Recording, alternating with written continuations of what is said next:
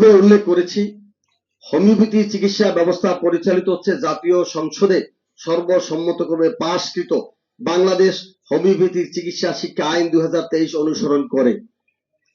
ওই আইনের ধারা 2(13) অনুযায়ী হোমিওপ্যাথি চিকিৎসকদের নামের পূর্বে ডাক্তার পদবি ব্যবহার আইনগত অনুমোদন রয়েছে।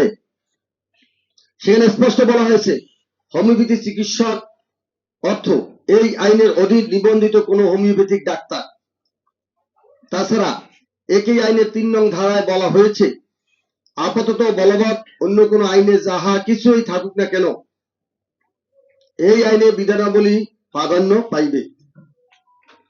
কাজে জাতীয় সংসদে সর্বসম্মতক্রমে পাশকৃত আইন বহাল থাকা অবস্থায় সেটির পরিপন্থী মন্ত্রণালয়ের কোনো নির্দেশনা অসামঞ্জস্য ও সাংঘর্ষিক বলে প্রতীয়মান হয়। অন্যদিকে আন্তর্জাতিকভাবে পৃথিবীর বহু দেশে হোমিওপ্যাথিক চিকিৎসকগণ তাদের নামের পাশে ডাক্তার পদবি ব্যবহার করেন, যা বৈধভাবে স্বীকৃত।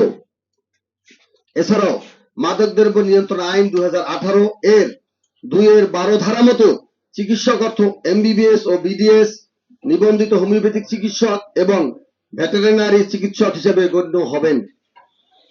সুতরাং হোমিওপ্যাথিক চিকিৎসকদের নামের পূর্বে ডাক্তার পদবি ব্যবহার আইনগতভাবে বৈধ। বন্ধুগণ, হোমিওপ্যাথি চিকিৎসকের নামের পূর্বে ডাক্তার পদবি ব্যবহারের আইনগত বৈধতার বিষয়ে আপনাদের মাধ্যমে জাতির সামনে তুলে ধরেছি। উপরোক্ত বিষয় ছাড়াও হোমিওপ্যাথিক চিকিৎসকগণের বিদ্যমান সংকট সমাধানে আমাদের দাবি উপস্থাপন করছি। 1.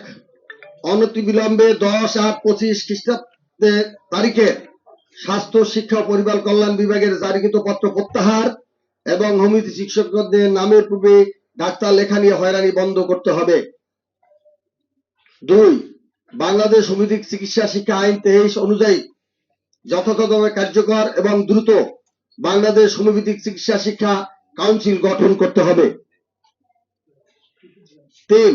বেসরকারি হোমিওপ্যাথিক মেডিকেল কলেজ ও হাসপাতাল সমূহে কর্মরত শিক্ষক, চিকিৎসক, কর্মকর্তা কর্মচারীদের মাসিক শতভাগ বেতন ভাতা জাতীয় বেতন স্কেল 2015 অনুযায়ী প্রদানের নীতিমালা সহ প্রয়োজনীয় ব্যবস্থা গ্রহণের জোর দাবি জানাচ্ছি।